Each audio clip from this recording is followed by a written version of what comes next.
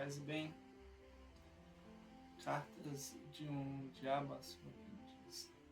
Carta oitava. Meu querido vermelhinho, então quer dizer que você nutre grandes esperanças de que a fase religiosa do seu paciente esteja definhando, não é? Eu sempre achei que a academia de treinamento havia chegado ao fundo do poço, desde que empossaram o velho Himmler como diretor. Mas agora eu tenho certeza. Será que ninguém nunca lhe contou sobre a lei da ondulação? Os seres humanos são anfíbios, em partes animais, em parte espíritos. A insistência do inimigo em produzir tal híbrido revoltante foi um dos fatores determinantes para o nosso Pai retirar o seu apoio a ele. Como espíritos, eles pertencem à eternidade, mas como animais estão fadados à temporalidade.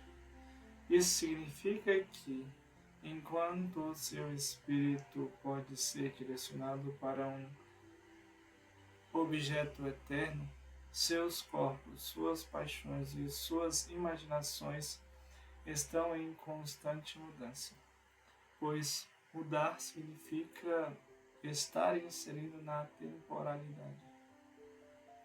Eles experimentam a circunstância apenas em meio à ondulação.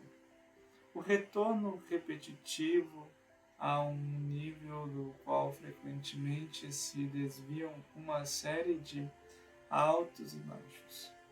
Se você tivesse observado seu paciente cuidadosamente, teria visto essa ondulação em todos os aspectos de sua vida. Seu interesse pelo trabalho, sua afeição pelos amigos, seus apetites físicos, todos têm seus altos e baixos. Enquanto seu humano viver sobre a terra, os períodos de riqueza e vivacidade emocional e física se alternarão com períodos de entorpecimento e de pobreza. A aridez e o tédio que seu paciente está passando agora não são como você entusiasticamente supõe, obra sua. Eles são meramente um fenômeno natural que de nada nos servirá se não soubermos tirar vantagem disso. Para decidir qual é a maior vantagem que se pode tirar, você deve perguntar o que o inimigo pretende fazer com isso, e então fazer o oposto. Talvez você se surpreenda com o fato de que ele, em seus esforços para ter a posse permanente de uma alma, confie muito mais nos baixos que nos altos. Alguns dos seus filhos prediletos passaram por vales e depressões maiores e mais profundos do que qualquer pessoa. E a razão é a seguinte: para nós, os humanos não passam de comida. Nosso objetivo é a absorção da vontade deles na nossa, o aumento da nossa própria reserva de egoísmo à custa deles. Mas a obediência que o inimigo demanda dos seres humanos é algo bem diferente. Deve-se encarar o fato de que toda aquela conversa sobre o seu amor pelos homens e a liberdade perfeita que vem de se entregar e dedicar-se a ele não é mera propaganda. Como se poderia de bom grado acreditar? E sim uma verdadeira aterrorizante. Ele quer realmente encher o universo com um monte de pequenas réplicas repugnantes de si mesmo. Criaturas cujas vidas numa sala em miniatura serão equivalentes como a sua, não porque ele as tenha absorvido, mas porque elas desejam se conformar à livre e espontânea vontade dele. O que nós queremos é apenas gado que possa acabar nos servindo de comida. Ele deseja servos que possam acabar se tornando seus filhos. Nós desejamos sugar, ele deseja retribuir. Nós somos vazios e queremos ser preenchidos. Ele é pleno e por isso transborda. O objetivo de nossa guerra é um mundo em que o nosso Pai nas profundezas tenha absorvido todos os outros seres em si. Já o inimigo deseja um mundo cheio de seres unidos a ele, mas que, ainda assim, continuem sendo distintos. E é aí que entram os períodos de baixa. Você já deve ter perguntado muitas vezes por que o inimigo não utiliza os seus poderes para estar sensivelmente presente nas almas humanas em qualquer nível sempre que desejar. Mas agora você vê que o irresistível e o incontestável são duas armas que a própria natureza de seu desígnio o impede de usar. Atropelar a vontade humana. O que aconteceria se ele se tornasse perceptível, mesmo no nível mais tênue e mínimo? Não valeria de nada para ele, porque não pode violentá-los, pode apenas encantá-los, pois sua ideia desprezível é fazer duas coisas incompatíveis ao mesmo tempo. As criaturas devem ser um com ele, em deixarem de ser elas mesmas. Simplesmente anulá-las ou assimilá-las não servirá aos seus propósitos. Ele está preparado para intervir um pouquinho no início. Irá investigá-los com pequenos sinais de sua presença que, embora minguados, parecem grandes para eles, repletas de doçura emocional e representativas de uma resistência fácil à tentação. Mas ele nunca permitirá que esse estado de coisas dure muito tempo. Mais cedo ou mais tarde irá retirar-se, de fato, pelo menos de sua experiência consciente, todo o apoio e incentivo. Deixará a criatura andar com suas próprias pernas, a fim de executar a partir da própria vontade aqueles deveres que já perderam o atrativo. É durante esses períodos de baixa, muito mais do que nos períodos de pico, que ela amadurecerá e se tornará o tipo de criatura que deseja que ela seja. Desse modo, as orações feitas no estado de aridez são aquelas que o agradam mais. Podemos arrastar nossos pacientes por meio da tentação contínua, porque nossos propósitos em relação a eles é apenas que sirvam de refeição. E quanto mais conseguirmos interferir na vontade deles, melhor. O inimigo não pode tentá-los para a virtude da mesma forma que tentamos para o vício. Ele quer que eles aprendam a andar sozinhos e deve, por isso, retirar a sua mão. E se o que restar for apenas a sua vontade de andar, ele ficará satisfeito até mesmo com seus tropeços. Não se iluda, verme. Não haverá um perigo maior para nossa causa do que quando um ser humano que não mais deseja mas ainda assim pretende fazer a vontade de nosso inimigo. Olhar em redor para um universo do qual todo traço dele parece ter desaparecido, e perguntar-se por que foi abandonado e ainda obedece. Mas é claro que os períodos de baixa oferecem oportunidades também para o nosso lado. Na semana que vem vou lhe dar algumas dicas de como explorá-las. Com carinho, seu tio Maldonado. Carta 9. Querido Danilo, espero que a minha última carta o tenha convencido de que o vale de apatia ou de sequidão pelo qual o seu paciente está passando no presente não irá por si só entregar a alma dele a vocês, mas tem de ser explorado apropriadamente.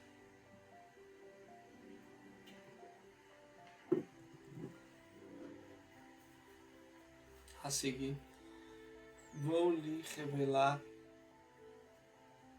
a estratégia dessa exploração.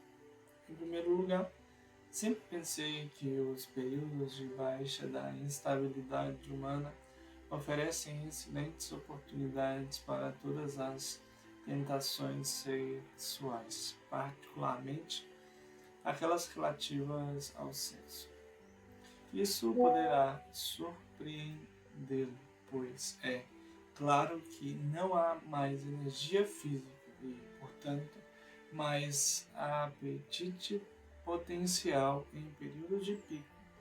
Mas você deve lembrar que é nessa hora que as forças de resistência atingem também seu ponto mais alto. A saúde e o ânimo que você deseja usar na produção da luxúria também pode ser, lamentavelmente, usado com muita facilidade no trabalho, no lazer, no pensamento ou na alegria inconsequente. O ataque terá uma chance maior de sucesso quando todo o mundo interior de uma pessoa estiver sombrio, frio e vazio. E deve-se notar também que a sexualidade de quem atravessa períodos de baixa é sutilmente diferente daquela da pessoa que está no pico, com menos chances de levar ao fenômeno água com açúcar, que os humanos chamam de estar apaixonado, muito mais facilmente levado a perversões, muito menos contaminado por aqueles adentros generosos e imaginativos e até mesmo espirituais, que tão frequentemente fazem com que a sexualidade humana se torne tão decepcionante.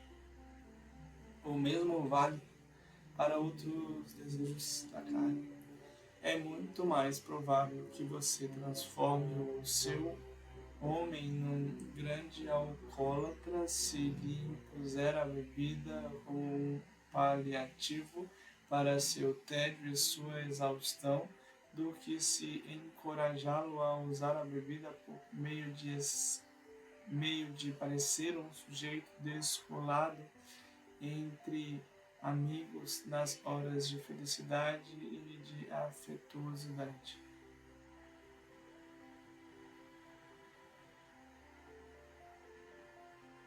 Quando lidamos com o prazer em sua forma saudável, normal e satisfatória, estamos, por assim dizer, no campo de inimigo. Eu sei que ganhamos muitas almas por meio do prazer. Ainda assim, trata-se de uma invenção dele, não nossa. Ele criou os prazeres. Todas as nossas pesquisas até aqui não nos permitiram produzir sequer um deles. Tudo o que podemos fazer é encorajar os humanos a desfrutarem dos prazeres que nosso inimigo produziu, mas utilizando de algum modo ou em níveis proibidos por ele. Logo, sempre tentamos trabalhar a parte da condição natural de qualquer prazer, ou seja, naquilo que é menos natural, com uma melhor porção do perfume do seu Criador e menos prazeroso. A fórmula, portanto, é um anseio cada vez maior por uma satisfação cada vez menor. É mais certeiro e tem mais requinte.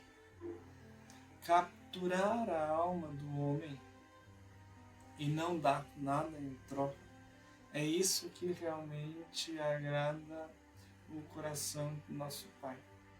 E os períodos de baixa são a época certa para dar início a esse processo.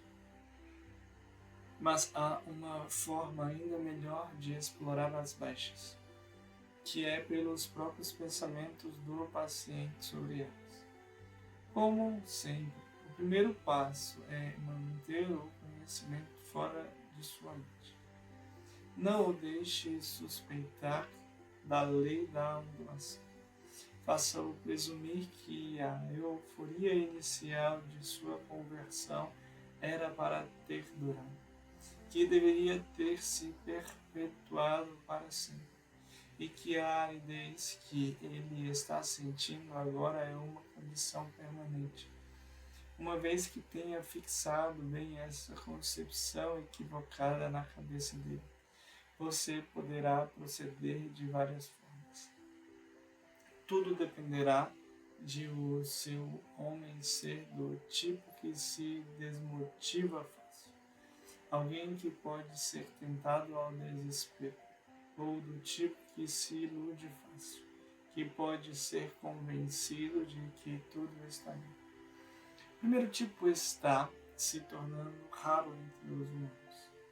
No caso de o seu paciente pertencer a esse tipo, tudo será mais fácil e você terá apenas de mantê-lo longe do caminho de cristãos experientes. Uma empreitada relativamente fácil para direcionar a sua atenção às passagens apropriadas das Escrituras e depois fazê-lo trabalhar no projeto desesperado de recuperar os seus velhos sentimentos por pura força de vontade. Então, o jogo estará ganho. Se ele for do tipo mais esperançoso, o seu trabalho será fazê-lo submeter-se à frieza atual de sua alma e se contentar gradualmente com ela, persuadindo a si mesmo de que, no fim das contas, não é tão fria assim. Em uma semana ou duas, você o deixará em dúvida se os primeiros dias do seu cristianismo não foram talvez um pouco exagerados. Fale com ele sobre a moderação em todas as coisas. Se conseguir levá-lo a ponto de pensar que a religião é boa só até certo você sentirá enorme satisfação, tendo em vista que uma religião moderada é tão interessante para nós quanto religião nenhuma, e mais divertida. Outra possibilidade é o ataque direto à fé.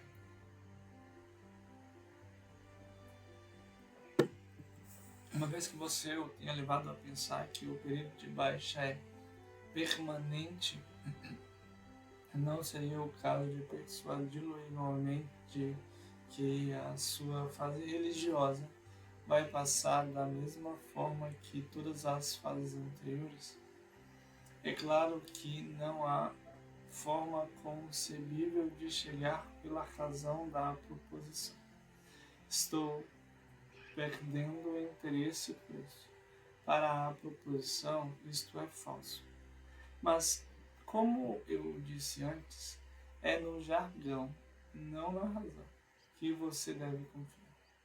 A mera palavra fase muito provavelmente vai dar conta desse truque. Eu presumo que ele já tenha passado por várias fases antes. Todos eles passam, e que ele sempre se sinta superior e paternal. em relação àquelas das quais saiu ileso, não por seu senso crítico, mas simplesmente porque estão no passado. Tenho certeza de que você o está mantendo bem alimentado com ideias nebulosas sobre progresso, desenvolvimento e ponto de vista histórico, e de que lhe esteja dando muitas biografias modernas para ler. As pessoas nelas sempre estão conseguindo sair de fases, não estão? Captou a mensagem? Afaste os seus pensamentos da pura antítese entre verdadeiro e falso. Ponha na cabeça deles expressões sombrias como: foi só uma fase. Já passei por isso. E não se esqueça da palavra mágica, a adolescência. Com carinho, seu tio Maldonado. Carta 10.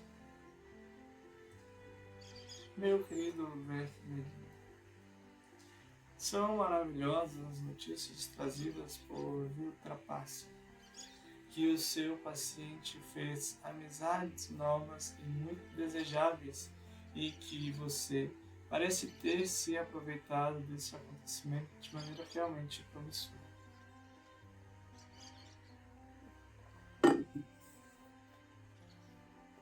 Imagino que um casal de meia idade que ligou para o escritório dele seja bem o tipo de gente que queremos que ele conheça. Rica, esperta, superficialmente intelectual e promissoramente cética em relação a tudo mundo. Entendo que eles sejam até um tanto pacifistas, não por motivos morais, mas por um hábito arraigado de desprezar qualquer coisa que diga respeito à grande massa de seus semelhantes e de uma pitada de comunismo puramente literário e da moda. Isso é excelente. E você parece ter tirado grande vantagem da vaidade social, sexual e intelectual do seu paciente. Conte-me mais.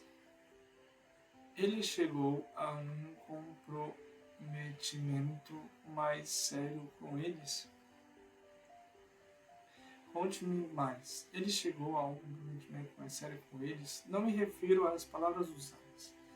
Existe um jogo sutil de olhares, tons e risos pelos quais um mortal demonstra que finge partilhar dos mesmos hábitos que aqueles com quem está conversando. Esse é o tipo de atração que você deve encorajar, especialmente porque o homem em si não se dá conta dela e, no momento em que age assim, terá dificuldade de se desassociar dela. Sem dúvida, ele não demorará a perceber que a sua própria fé está em oposição direta aos pressupostos sobre os quais se baseia toda a conversa dos seus novos amigos. Eu não creio que isso faça muita diferença, desde que você possa persuadi-lo a postergar qualquer reconhecimento aberto desse fato. Isso será fácil de fazer com a ajuda da vergonha, do orgulho, da modéstia e da vaidade. Enquanto durar o adiamento, ele estará numa posição falsa. Ficará em silêncio quando deveria falar e dará risada quando deveria ficar em silêncio. Ele assumirá, primeiro, somente por suas ações, mas logo em seguida por suas palavras, todo tipo de cinismo e ceticismo que não são realmente seus. Mas, se você o manipular direitinho, essas atitudes logo serão apropriadas por ele. Todos os mortais tende a se transformar naquilo que pretendem ser, isto é, elementar. O que está de fato em questão é como se preparar para o contra-ataque do inimigo. A primeira medida a tomar é atrasar ao máximo o momento em que ele se dará conta de que esse novo prazer é uma tentação.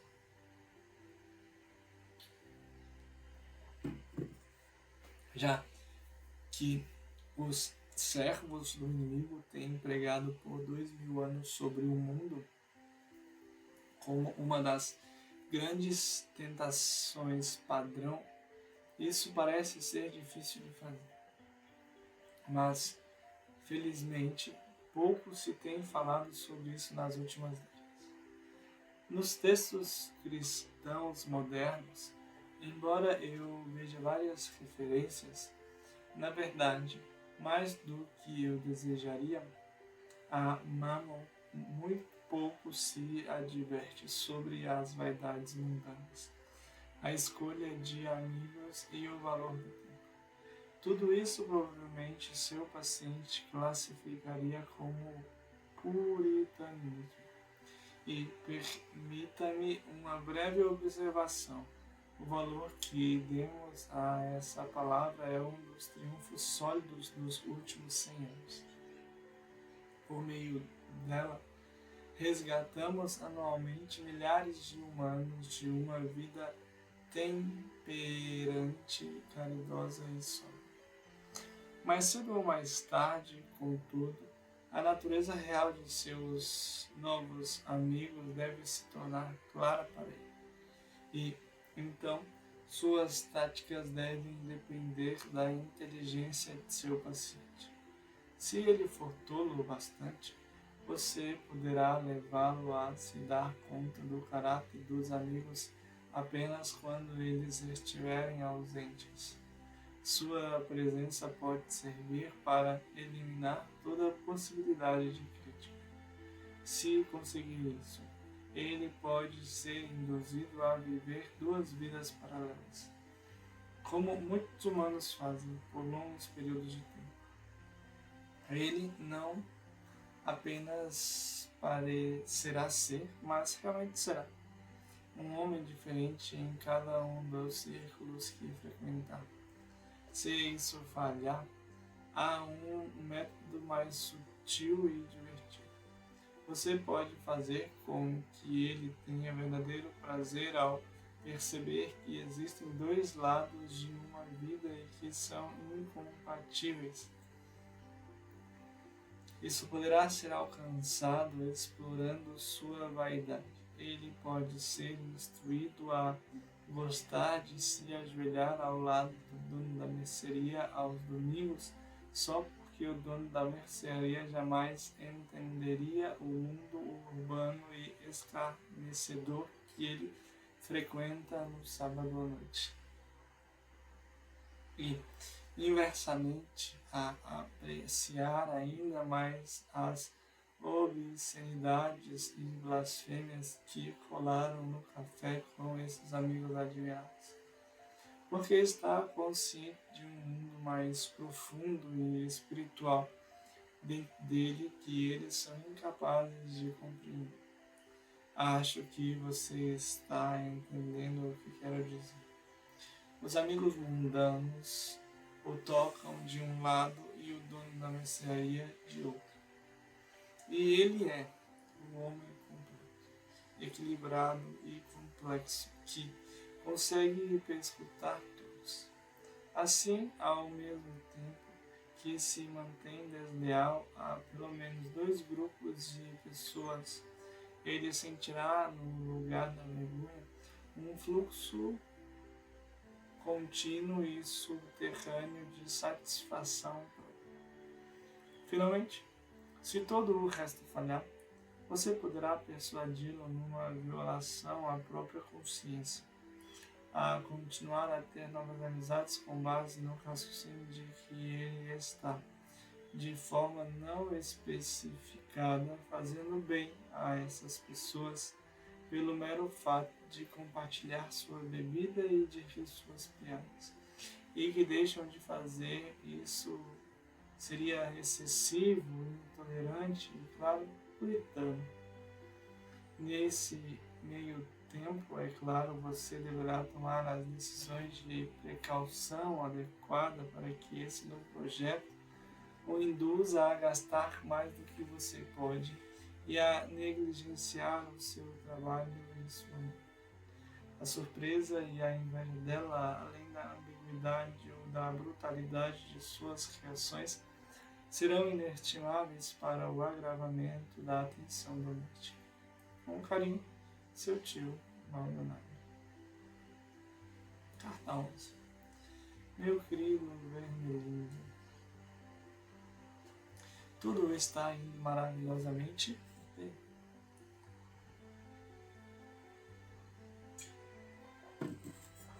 Em especial, fico contente de ouvir que os dois novos amigos o fizeram conhecer o resto do mundo. Todos eles, como posso inferir do nosso centro de informações, são pessoas completamente confiáveis, esclarecedoras e aferradas às coisas mundanas que, sem serem cometidos nenhum crime extraordinário, estão progredindo silenciosa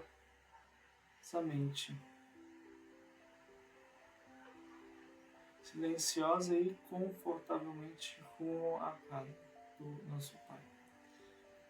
Você fala que eles gostam muito de rir. Espero que isso não signifique que você nutra a falsa impressão de que o riso em si esteja sempre a nosso favor. Esse, aliás, é um ponto que merece alguma atenção. Costumo dividir as causas do riso humano em alegria, diversão, anedota e petulância.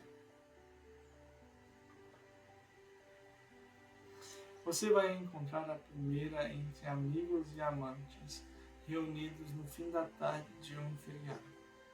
Entre adultos, geralmente se arranca algum pretexto para o riso na forma de piadas, mas a facilidade com a qual os menores gracejos produzem risadas nessas horas mostram que elas não são a causa real. Não sabemos qual é essa causa verdadeira. Algo parecido com isso é expresso em boa parte dessa arte detestável que os humanos chamam de música. Algo semelhante acontece nos céus. Uma aceleração sem sentido no ritmo da experiência celestial, que é bem insondável para nós. O riso desse tipo não nos faz bem algum e deve ser sempre desencorajado. Além disso, o fenômeno em si é nojento e um insulto direto ao realismo, à dignidade e à austeridade. A diversão está diretamente relacionada à alegria. Um tipo de subproduto emocional que surge do instinto do lúdico. É de bem pouco proveito para nós. É claro que às vezes pode ser utilizado para desviar os seres humanos de algo mais que o inimigo gostaria que eles estivessem sentindo ou fazendo. Mas em si, a diversão tem tendências totalmente indesejáveis, promovendo a caridade, a coragem, a satisfação e muitos outros males. A anedota, que está associada à percepção súbita da incongruidade, é um campo muito mais promissor.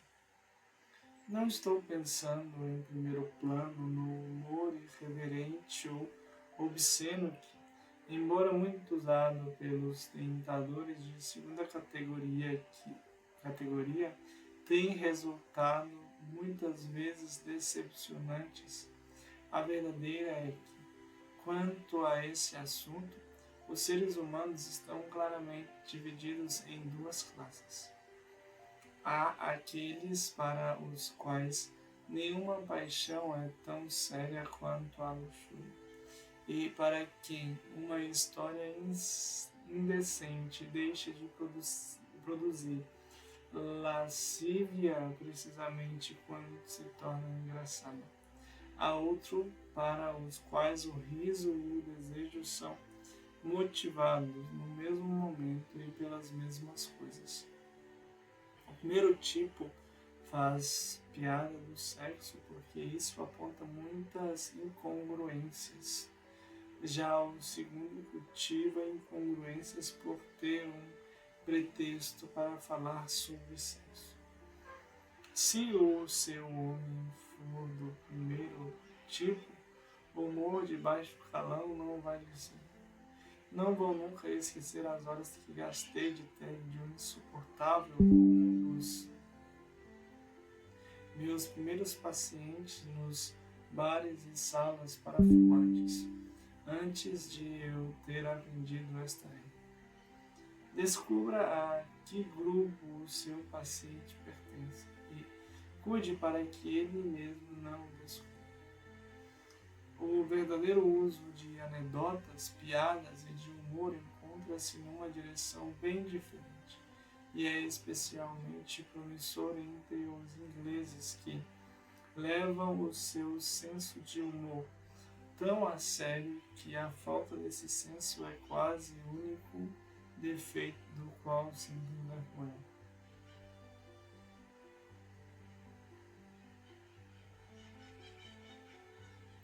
O humor é para eles o grande consolo, além de ser, marque isso, a desculpa para tudo na vida.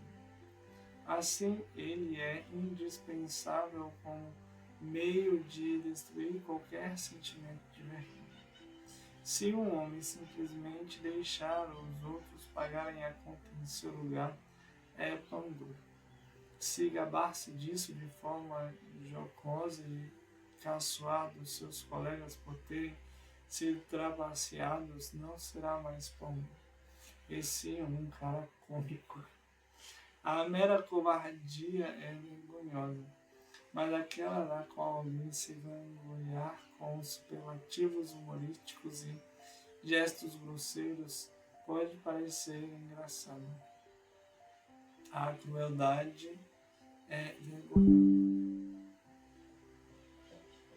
a menos que o homem cruel possa transformá-la em piada.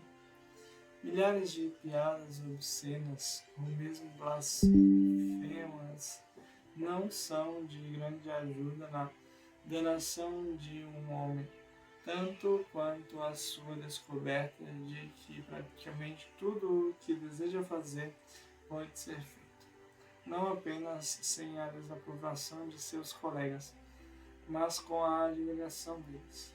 Se ele tão somente soube fazer disso uma piada, e essa tentação pode passar totalmente despercebida para o seu paciente, graças àquela seriedade inglesa com relação ao humor. Qualquer sugestão de que se possa estar cometendo exageros pode ser tida como puritana ou como indicativo para a falta de humor. Mas a petulância é a maior de todas. Em primeiro lugar, ela é muito econômica.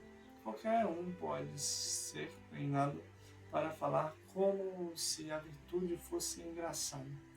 Mas apenas um homem inteligente pode fazer uma piada boa sobre a virtude ou, na verdade, sobre qualquer outra coisa.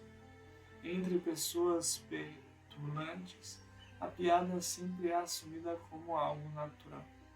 Ninguém realmente faz piada, mas quando o assunto sério é discutido como se já tivesse percebido o lado ridículo dele. Se prolongado, o hábito da petulância constrói em torno de uma pessoa a mais refinada couraça que conheço contra o inimigo. além de ser bastante livre dos perigos inerentes às outras fontes de fio. Ela está a milhares de quilômetros de distância da alegria. Entorpece em vez de aguçar o intelecto. E isso não estimula nenhuma afeição entre aqueles que a praticam. Com carinho, Tio Mal. Paz e bem.